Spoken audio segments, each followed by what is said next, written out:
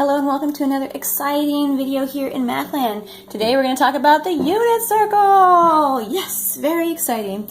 You will use this a lot. And today I'm going to show you a quick way to help you remember the measurements in the unit circle. Okay, so this whole thing looks a little daunting. Do I have to memorize this? Well, kind of. That would be helpful. But instead of trying to go through and memorizing all these little parts and pieces, I'm going to show you kind of a shortcut or something to help you identify these points on the unit circle. Okay, so I've drawn a little, it's not the best unit circle, but I've got the major angles here in the first quadrant kind of labeled. Kind of freehanded it, so it's not that great. But we've got our unit circle here. So instead of having this around with us at all times, I'm going to sketch this out, and I'm going to use my hand to figure out what the units are here for each angle or radian measure. Okay, so I've got my angles measured here. I'm going to slide this under like that, because we're just looking at the first quadrant here. Okay, so we've got 0, 30, 45, 60, 90, the most common angles in the unit circle. So I'm going to use my hand, and you can use your hand, you're just going to have to draw on it. Okay, so here's my hand. Whoop. Okay, so I've got these little square roots on my hand, on my little fingers right here. And I've got a fraction bar and a denominator that is 2. So I'm going to pretend that my thumb is 90 degrees, so it's 90 degrees right there, and then my pinky is going to be the 0 degree, so it lines up right there. So I've got 90 and I've got 0 right here, and these fingers here are going to be my middle angles right there. Check it out. This is 30. This is 45, and this is 60, this is 45, and this is 30. So my 3 fingers here in between my thumb and my pinky are going to be 60, 45, and 30. Okay, so how does this relate to anything? Well, check it out. Okay, so if we were looking at, well, first we have to back up a little bit and figure out how do we write this ordered pair. It is in alphabetical order, right? So it's cosine, comma, sine. Okay, just keep that in mind. It's alphabetical order. Cosine, then sine. Okay, so the first number will relate to part of our fingers, and the second number will relate to the other part. So check it out. I'm going to do what's the ordered pair, cosine, sine, of 30 degrees. 30 degrees, if I have my hand out here, 30 degrees, that's going to be this guy right here. Is going to align with the 30 degree mark. This is 0, 30, 45, 60, 90. Okay, so it's 30 degrees. That's my ring finger here. I'm going to fold 30 degrees down. We're looking for 30 degrees. And I'm going to see what I have left. So I have 3 square roots. Okay, looking at 30 degrees. I have 3 square roots over 2. They all come back to my palm here. 3 square roots over 2. So that's going to be my first number, my cosine. There were 3 square roots over 2.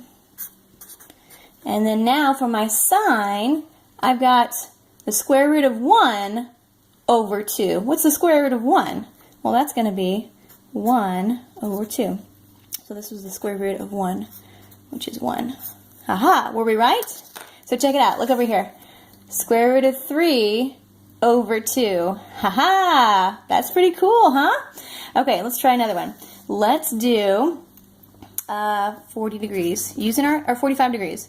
Using our hand, can we find the sine cosine of 45 degrees? Let's get our hand in here. Okay, so 45, that's not going to be this one, it's going to be this finger right here, my middle finger. This is the 60, this is the 90. So 45, I'm going to fold that back. If I'm looking for it, I'm going to fold it back. Okay, so then what do I have? The first number is going to be the numbers that I have to the left of the folded finger, and the sign is going to be the numbers, my fingers to the right of the folded finger. We're looking for 45, so I'm going to fold that back. I have the square root of how many? 1, 2, 2 over 2. It always goes back to the palm. And then on the other side, I have 2 square roots over 2. Always going back to the palm. Ta-da! Cool. Okay, let's go to, let's say 90. 90. You can do it with all of them. Okay, 90 degrees. Okay, get my hand in here. This is 0. My pinky is 0. This is 90 right here. So for my thumb, I'm looking for 90. I'm going to fold that down. So remember the numbers, the fingers that I had to the left of the folded finger is going to be my first number. Do I have any other fingers over here? Hopefully not. You would be a little weird if you did have that. So I'm going to fold this finger down because it's 90 degrees. I'm looking for 90. I'm going to fold that down, and I have nothing over there. So I have 0. And then how many fingers do I have left on the other side of the folded finger? 1, 2, 3, 4. So I have the square root of 4, which is 2. 2 over 2, which is 1. So 1. Square root of 4, 1, 2, 3, 4, over 2. 2 over 2 is 1. So 90 is 0, comma, 1. Ha-ha! And we're right.